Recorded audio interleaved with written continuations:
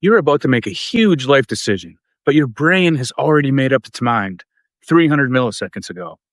Science shows your unconscious brain decides before you're even aware. This hidden decision making process is affecting everything in your life, from what you eat for breakfast to what you put on after your shower to who you fall in love with.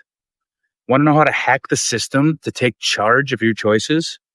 Keep watching because I'm about to show you how to become the true boss of your brain. Hey, y'all, it's Jay here from Life Next Level. Today, we're diving into something that's going to blow your mind.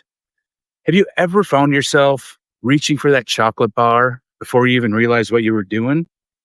Our brains are constantly making decisions without us even knowing it. Think of your unconscious mind as this gigantic treasure chest. It's packed to the brim with memories and these instincts, all from your past and other experiences. It's like your own very personal vault that helps you make quick decisions in the blink of an eye. How many times have you driven home on autopilot, barely remembering the trip? It happens to me all the time, especially when you're going from point A to point B so often. That's your unconscious mind at work. It's freeing up your conscious brain for other stuff, or maybe just to freaking relax after a long day at work, right? Now, this unconscious decision making can really be a lifesaver. Like when you instinctively swerve to avoid danger on the road, something runs out on the road and you swerve, your body reacts, your brain reacts before your conscious mind can even register the threat. But it's not all roses, folks. Sometimes the silent puppet master can really lead us astray. Maybe you found yourself scrolling through social media for hours when you meant to do something productive. Maybe you blurted something out that you immediately regretted in front of people. Right? That's the unconscious mind taking the wheel. So how can your mind make decisions without you even knowing? That is the question. It's constantly processing information and making choices based on past experiences and instincts, often before you're consciously aware. Why does that happen? It's like having a super fast computer running in the background of your brain, making calculations and decisions at lightning speed before you can even consciously react. This unconscious processing is incredibly powerful. It can handle way more information than your conscious mind can. Think about all the sensory input you're receiving right now, this second. All your unconscious is taking it in and using it to make decisions. Your unconscious mind doesn't just deal with, no, it has a huge hand in the more complex decisions as well. Have you ever had a gut feeling, for example, about anything? Processing information and coming to conclusions faster than your conscious mind can keep up. Maybe you know someone or you've had a premonition, right? Like I knew someone who almost got in an elevator and turned out someone bad was in there, right? And really, my thought on it after like really learning about unconscious and stuff is that, hey, maybe she didn't know, but something in her unconscious, like she wasn't consciously aware of it. Something in her unconscious, though, saw something that was out of line, something that didn't fit, and it triggered her fight or flight response, and she chose flight, which is a good thing, right? So now that we know that our brain's kind of got a mind of its own, so to speak, let's see how it's shaping our everyday choices. Because the more we understand about this hidden puppet master, the better equipped we'll be to take control of our decisions and live the life we really want. It reminds me of that Metallica song, if you're familiar. Do you ever feel like you're stuck in a loop, making kind of the same decision over and over? But as we've discussed, there's an invisible operating system controlling your life, controlling your brain and your choices. So let's peek under the hood and see what's really driving your decisions. So your brain's got this sophisticated mental operating system, proper name for it, and it's quietly calling the shots for you. It's super efficient, which can be great, but sometimes it can keep us stuck in patterns that do not serve us. So let's break down some key components of this mental operating system and see how it's shaping your choices. So first up, we've got cognitive shortcuts. These are like your brain's favorite apps, always running in the background. They help you make quick decisions too without overloading your brain. While these shortcuts can be super helpful and get your conscious mind out of it, they can also lead you astray. For example, have you ever been so sure about something only to find out later you were way off. That's the overconfidence bias in action. Maybe you found yourself agreeing with information just because it fits what you already believe. That's confirmation bias doing its thing. It's interesting, but often a lot more than people think. When you're feeling good, you're probably more likely to take risks or try new things. But when you're anxious or you're stressed, you may struggle to make decisions at all or make poor decisions. This is why we get distracted and stay distracted. And I can tell you this from personal experience. It's so easy during the day when you have to make a decision to go on social media for a minute, for an hour. Oh, and rather than make that decision when you're anxious or you're stressed. And we can't forget about implicit bias. It's your brain's built-in filter. It colors how you see the world.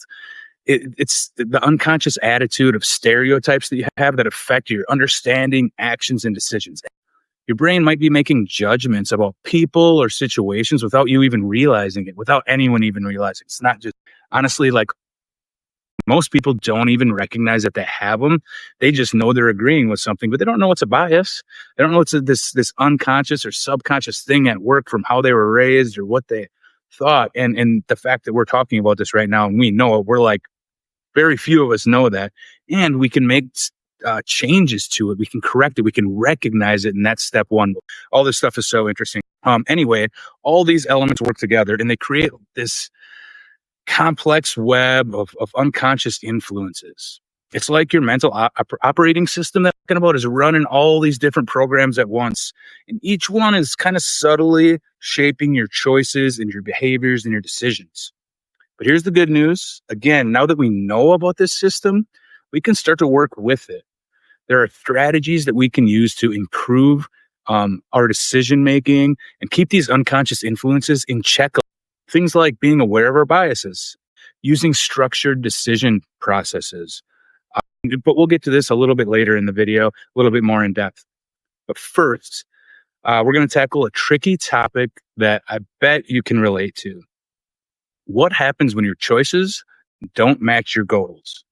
You know that feeling, for example, when you set a goal to eat healthier, you want to lose weight or get more fit, but somehow the second day in, you find yourself reaching for that bag of chips. It's like our brain has a mind of its own, right? There's often a big gap, huge gap between what we consciously want and what we unconsciously choose. It's a clash of agendas, and it often leaves us wondering why our best laid plans sometimes just freaking crumble. It can leave us feeling super frustrated and stuck, and almost it's like we're trying to move forward, but something keeps pulling us back.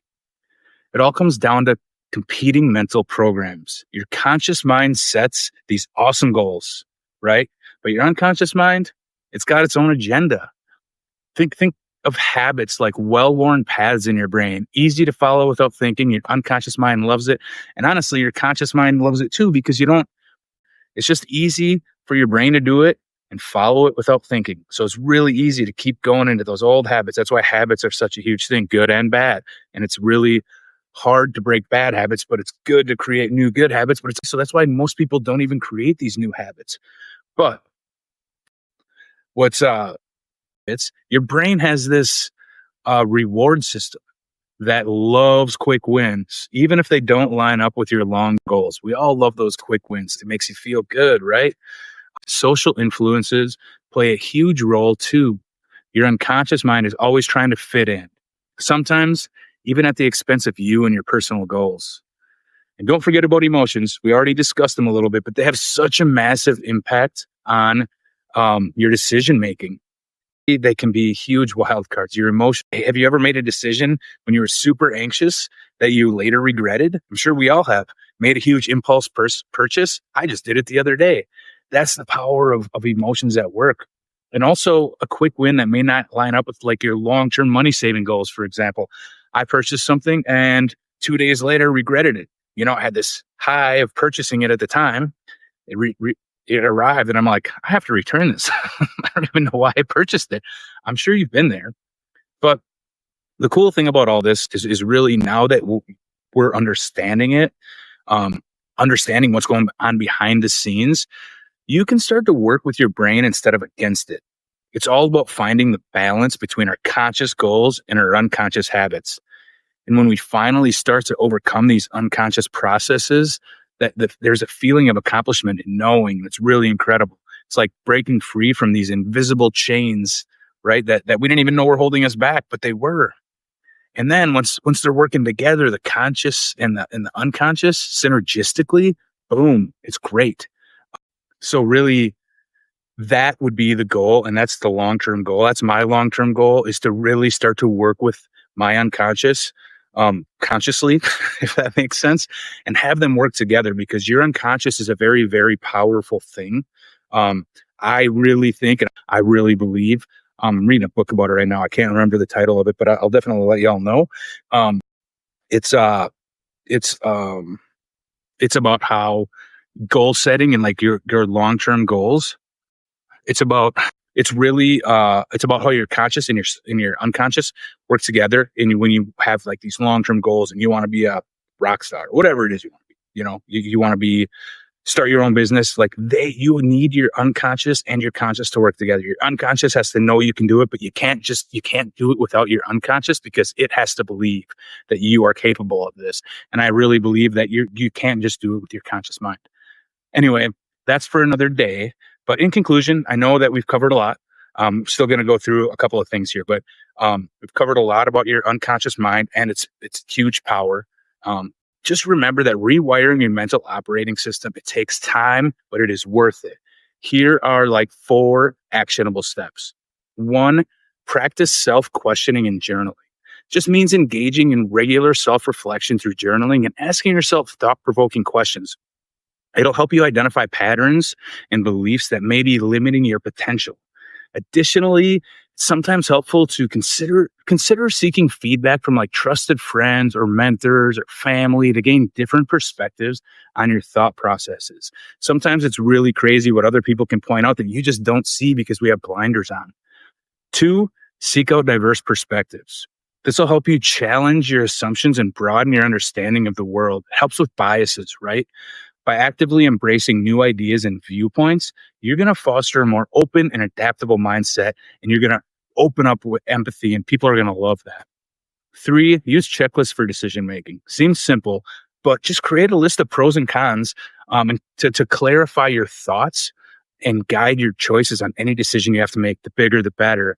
This structured approach really helps to reduce overwhelm and enable more confident decisions with the help of both your conscious and unconscious minds, and helps people like me stop from making that stupid big purchase after return 3 days later. 4, conducts regular bias audits. Evaluate your beliefs and decision-making processes to identify any potential biases that may cloud your judgment. We all have, so don't feel bad about it. But this practice will not only improve your self-awareness, but also lead to more equitable and informed conclusions. So anyway, for today, start by paying close attention to your choices. Just start thinking about it consciously and choose 1 or 2 of the actionable steps above to implement and help in your decision making, rather than just letting your unconscious continue to guide your every move. You might be surprised by the results. Every small step brings you closer to making decisions that truly align with your values. So, are you ready to level up your game, your decision making game? Let's do it. You've got this. Your journey to better choices starts right now. So, let's make it happen. Again, this is Jay with Life Next Level. I hope you learned some stuff. I hope you're going to take action on it and grow. For other great content, to help you grow and crush life in all the areas, I'm going to continue to create amazing content you'll love. I'm going to continue on all this. So peace out, y'all. Love you. Later. Okay. That.